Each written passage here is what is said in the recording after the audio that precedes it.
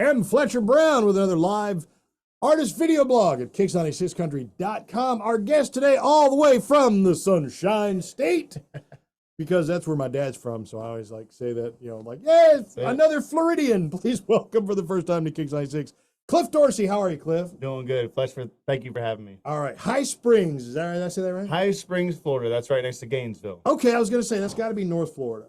It is. It's North Central Florida. People know where Orlando is typically. Mm-hmm. So if you take Orlando, you go 2.5 hours north in the center of the state. That's about where you can find me. Mm-hmm. All right. So Gators, right? Yes. Yeah. Go Gators, orange and blue. Also, Tom Petty was born there. Yep. I think maybe. I really got to look it up, but I think we were born in the same hospital. I think you're right. Oh, really? Yeah. Oh, wow. Different times, of course. Well, you're in good company then. All right. So now, Cliff, you come to us all the way from High Springs, Florida, and you made your way to Nashville playing country music. Right. Talk to us a little bit about, starting out in High Springs and when did the music bug bite you? Yeah. So I'll start a little bit in reverse too, because I moved to Nashville in March. Okay. And I started out, it was kind of a journey there. I've been back and forth to Nashville, but finally moved there in March. And I started out playing guitar at 15 years old in High Springs, and it was kind of all, it was not premeditated by any means. Music store opened up called Music Junction in High Springs when I was 15. My mom cut hair. She was a men's barber at Jerry's Barber Shop right there on Main Street. And I'd get my hair cut, go tell my mom I love her, hang out with her for a little bit, and then go walk around Main Street. So I stumbled into this music store. Well, I'd always been interested in music, but never, did much. I did like some plays, some singing in church, but not by myself. It was always with a group. My mom put me in church school for 9 years, and that was a big part of my life. So, but when I heard George Strait, I was always in the deer woods, and we'd run dogs and stuff down there, and a lot of times the radio would be playing, and it was always a mixture of like George Strait. At that point in time, a lot of Randy Travis and Johnny Cash. The really good stuff is what you're saying. Yeah. All the basics up to what was coming out then, which was actually a lot of, and in country radio, it was a lot at that time. Toby Keith. Yeah, a lot of Keith, Tim McGraw. Yeah. And so I always looked up to them because I was like, how can someone like George Strait just stand up on stage, no fireworks, no nothing, and make a huge arena of people just feel this same thing at this one time, like it's a superpower. And not only that, but I was very shy, so I thought just being up in front of people was a superpower and not dying, basically. So going back to my start, I see this guitar hanging up on the wall. It was a cheaper version of a Gibson J45 for the guitar players out there. It was a Morgan Monroe tobacco sunburst guitar. And I was like, if I could get that guitar and learn like 2 songs I could sing to myself, that would be like huge for me. Okay. So I convinced my dad to buy me this guitar. It's like $500, which is actually a really good guitar to start with. And a few lessons in, Josh Turner came out with this song called Long Black Train, which all the men in my family, they drive freight trains for CSX. And they, drive freight down to Tampa. They stay in the hotel, go back. There was also some different routes and coal trains and such. And so God and country music and and freight trains all in one song, Josh Turner. So I heard that song. I thought, man, that guy's got a great voice, but I didn't know what he looked like yet. So weeks later, after hearing that on my radio station several times a day, I saw what Josh Turner looked like on CMT. There is no way that Josh Turner sounds like that. Like, it must be Nashville studio magic. He's got this really deep voice. And I was like, Lord, if I had a voice like that, I'd do something about it. Well, a week later, I was 15 years old. I got a deep voice. And so I was like, what do you do about it? Well, I learned Long Black Train. My mom pushed me up in front of church. I showed up with my guitar just to learn a few chords because they play Sabbath school. They have some songs. And was like, hey, I volunteered you to sing Long Black Train in front of the church. That's my mom coming up to me. And I was like, okay, well, I'm not going to do that. There's no way. That is the worst thing that you could do to me is put me up in front of people. And she said, well, you're going to do it. So I did. And people said, you did a good job. Like, I was terrified. I was in a chair this size. I was looking down. I could not look up. And I didn't miss a word. But when I looked up, my church that just says amen was standing up and clapping. And I thought, okay, I need to get out of here. So I left. They said, you did a good job. I'm thinking you're just being nice, but thank you. And super embarrassed. And then the people that did music at the church coordinated it. They said, Cliff, you did a good job. When are you going to sing again?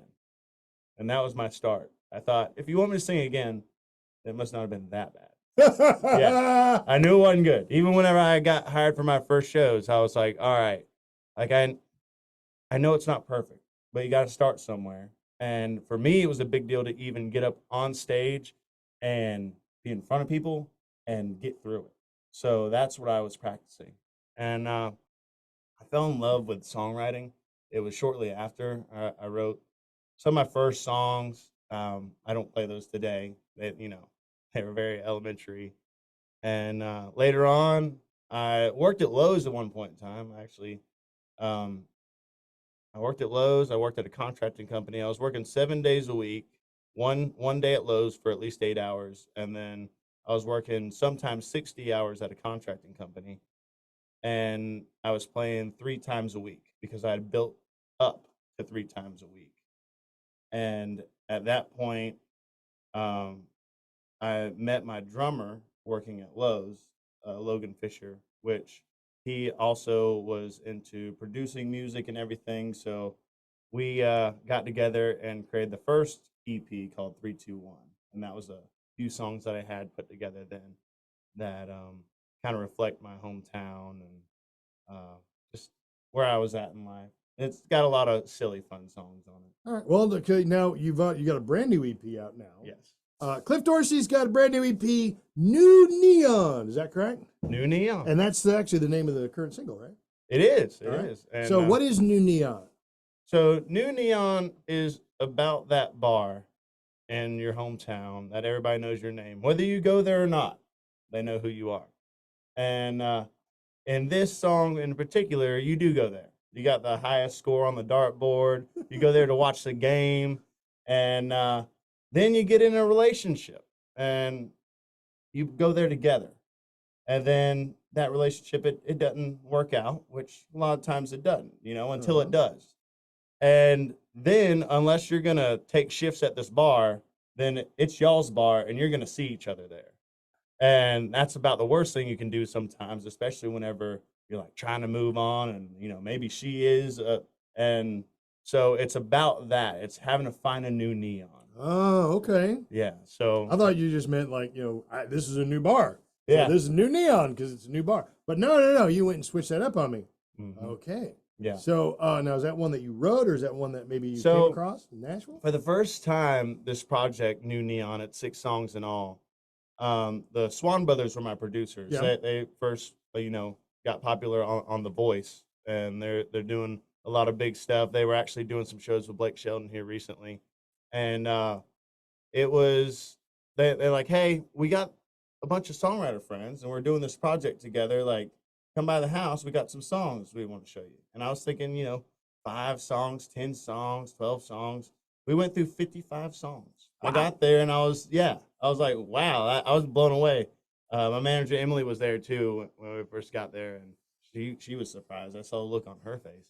And so we narrowed 50 to 55 songs down to 10, and then narrowed that down to 5 that ended up on the EP, and then 1 of my all originals. So I wrote that one all by myself. Oh, wow. Okay. That's Jukebox Dream. But New Neon is written by Robin Collins, Summer Overstreet, and Jason Macy. And they are amazing songwriters. When I heard the song, I thought, I love the way the melody is, but I also was like, everyone's been through that. I've been through that.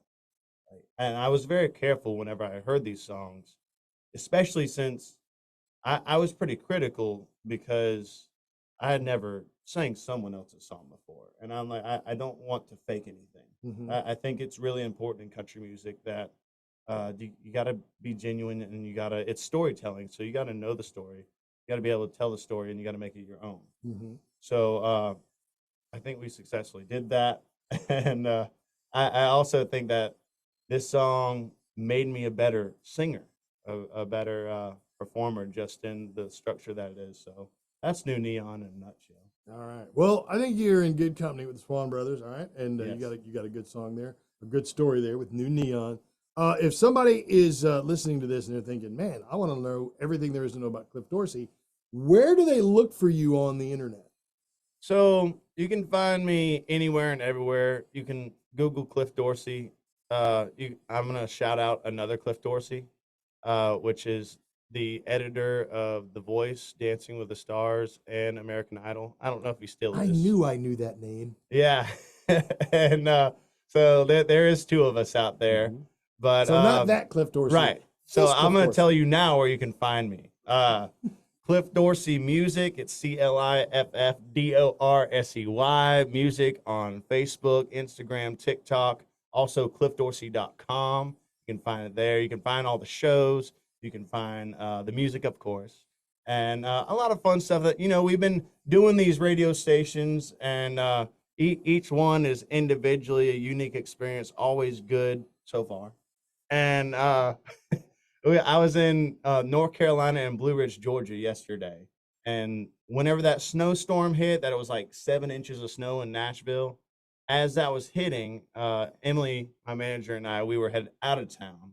And we went to Kansas, Arkansas, Oklahoma, Longview, Texas, Louisiana, Mississippi, then through Alabama. And it was snowing in pretty much all those places. Mm-hmm. I woke up in Oklahoma. We woke up in Oklahoma. It was -1 outside.